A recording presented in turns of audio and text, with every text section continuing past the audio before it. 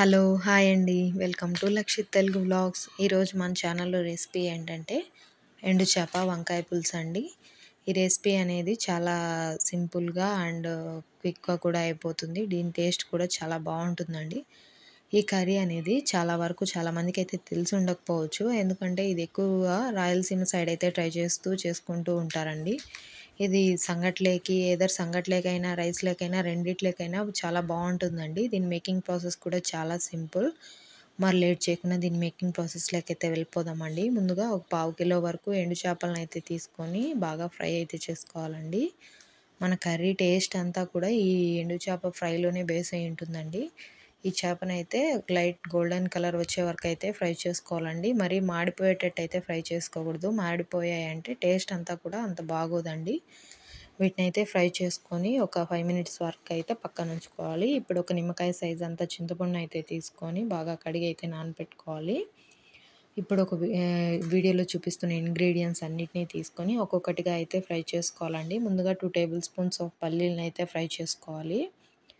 పల్లీలు ఫ్రై అయిన తర్వాత 2 టేబుల్ స్పూన్స్ ఆఫ్ ధనియాలని కూడా యాడ్ చేసుకొని అవి కూడా ఫ్రై అయిన తర్వాత ఒక పావు టీ స్పూన్ వరకు మెంతులను కూడా యాడ్ చేసుకొని బాగా ఫ్రై అయితే చేసుకోవాలండి.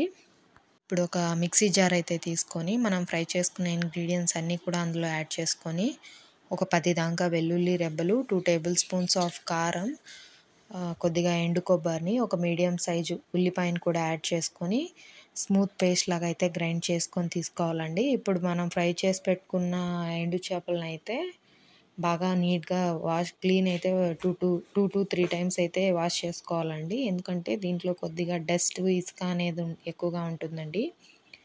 ఆ డస్ట్, ఇసుక పోవాలంటే మనం 2-3 టైమ్స్ వరకు అయితే బాగా వాష్ చేసుకోవాలండి. వాష్ చేసుకొని ఒక ప్లేట్‌లోకి అయితే తీసుకోవాలి.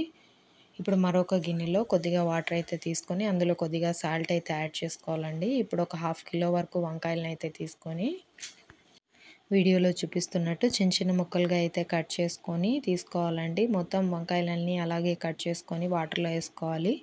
ఇలా ఎందుకు చేయాలంటే వంకాయలు అనేటివి కలర్ చేంజ్ అవ్వకుండా ఉండడానికి ఇలా చేయాలండి. సో ఇప్పుడు ఒక 2 మీడియం సైజ్ టమోటాలని ఒక 4-5 ఆనియన్స్ని అయితే తీసుకోవాలండి. నార్మల్ ఆనియన్స్ అయితే ఒకటైతే సరిపోతుందండి. కానీ ఇక్కడ నేను సాంబార్ ఆనియన్స్ అని అంటారండి. చిన్నగా ఉంటాయి అవి. వాటినైతే తీసుకున్నాను. సో నేను వాటిని 4-5 దాకా తీసుకున్నానండి.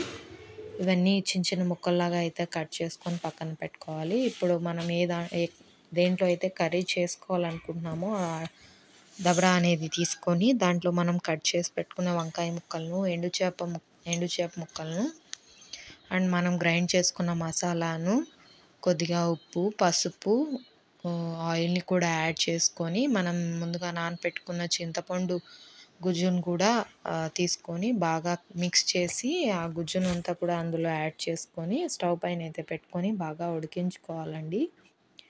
ఈ కర్రీ అనేది ఉడకడానికి 20-25 మినిట్స్ టైం అయితే పడుతుందండి. మధ్య మధ్యలో మూత తీసుకుంటూ కలుపుకుంటూ ఈ కర్రీని అయితే బాగా కుక్ చేసుకోవాలండి. ఈ కర్రీ ఈ కర్రీ అంతా దగ్గర పడిన తర్వాత లాస్ట్‌లో కొద్దిగా కొత్తిమీరని యాడ్ చేసుకుంటే ఎంతో టేస్టీగా మరియు గుమగుమలాడిపోయి ఎండు చేప వంకాయ పులుసు అనేదైతే రెడీ అయిపోతుందండి. ఈ వీడియో కానీ మీకు నచ్చినట్లయితే లైక్ చేసి, షేర్ చేసి నా ఛానల్‌ని సబ్స్క్రైబ్ చేయండి. మరియు మీకు ఇంకా ఎలాంటి వీడియోస్ కావాలో నా కామెంట్ సెక్షన్‌లో అయితే మెన్షన్ చేయండి. నేను ఆ వీడియోస్ చేయడానికైతే ట్రై చేస్తాను. Thank you. బాయ్.